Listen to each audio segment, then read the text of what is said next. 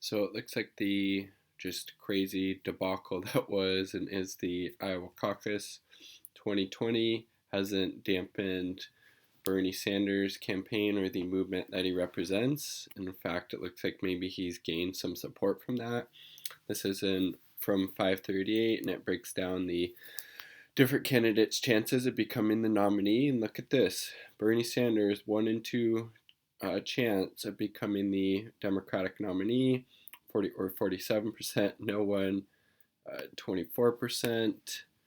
Biden 1 in 5 or 19%, and then you have Warren 1 in 20 or 5%. Wow, so it's basically Bernie's race to lose, but obviously, we're going to have to keep a vigilant eye out for the DNC and these state Democratic parties that try to throw the race for anybody but Bernie Sanders, as we kind of saw what happened in Iowa and just the shit show that was, and we still don't have all the results in. And then Tom Perez, head of the DNC, saying they need to recanvass, even though only 97% of the vote was reported, and the last vote totals that were released showed Bernie doing well, and it's just like just does not leave a good taste in anybody's mouth unless you're for shady, corrupt election practices. Then you're probably pretty happy about what's going on in Iowa. But I mean, Bernie Sanders, he has 28% higher chance of getting the nomination, of winning the nomination than Biden. He has 42% chance better of getting the nomination than Warren, 43% than Buttigieg. Everybody else was 1 in 80 or 1%. So I mean, look, he's the clear front runner. He won Iowa. I think he's going to win New Hampshire. I think he's also going to win Nevada. He's climbing up in the polls in South Carolina. And all of these Super Tuesday states, he's going to do really well, and he's going to be the Democratic nominee, and everybody else just needs to drop out and throw all their support behind Bernie to make sure that he defeats Donald Trump. It's not going to be an easy task, but out of all the Democratic candidates, he definitely has the best shot. And then, so those are the majority of pledged delegates. Wow, look at that. Sanders, 1,739 average. Biden, 983. Look at that. Bernie almost has double. Buttigieg only 400. Obviously quite a bit less. Warren, 414. Slightly less than Buttigieg. Bloomberg, 343.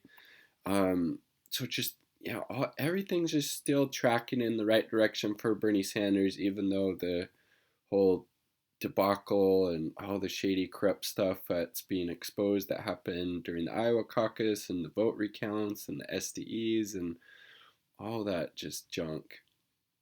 And then, so this is New Hampshire. Obviously, New Hampshire is the next place or state to cast their votes. It's a primary. It's not a caucus, to my understanding. Sanders is forecasted to win an average of 30% of the vote in New Hampshire and 80% in the simulation. He wins between 20 and 40% of the vote.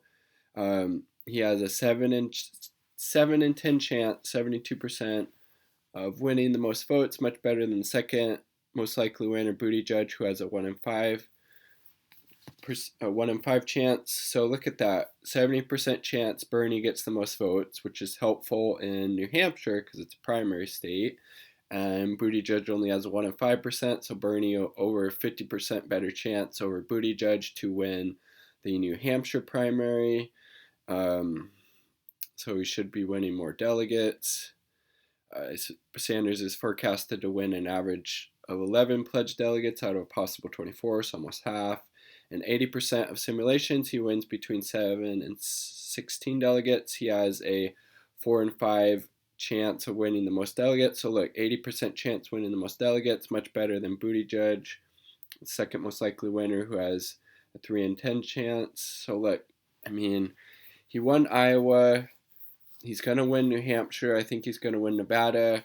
He very well likely could win South Carolina, especially if Biden has another lackluster performance both in New Hampshire and Nevada. his support could even crumble way further, handing Bernie Sanders a victory in South Carolina. After that, if Bernie wins the first 4 states, what are the other candidates doing, staying in the race? They're, basically, making it more likely that Trump could win, because the sooner that the Democrats coalesce around Bernie Sanders, the better it's going to be for Bernie Sanders getting elected, getting a Democrat elected, making sure Trump doesn't get a second term. The sooner that we can all coalesce around Bernie Sanders and do everything we can to make sure he defeats Donald Trump, the better. So I would hope at least by South Carolina, after South Carolina, if not sooner, if Bernie goes 4 for 4, even 3 for 4, all the other candidates need to drop out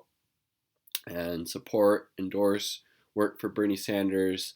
But we'll see. We'll see what happens. Time will tell. But obviously, very very positive news for the Bernie Sanders team and the movement he represents. A 50% chance of winning the nomination, and a 72% chance of winning New Hampshire.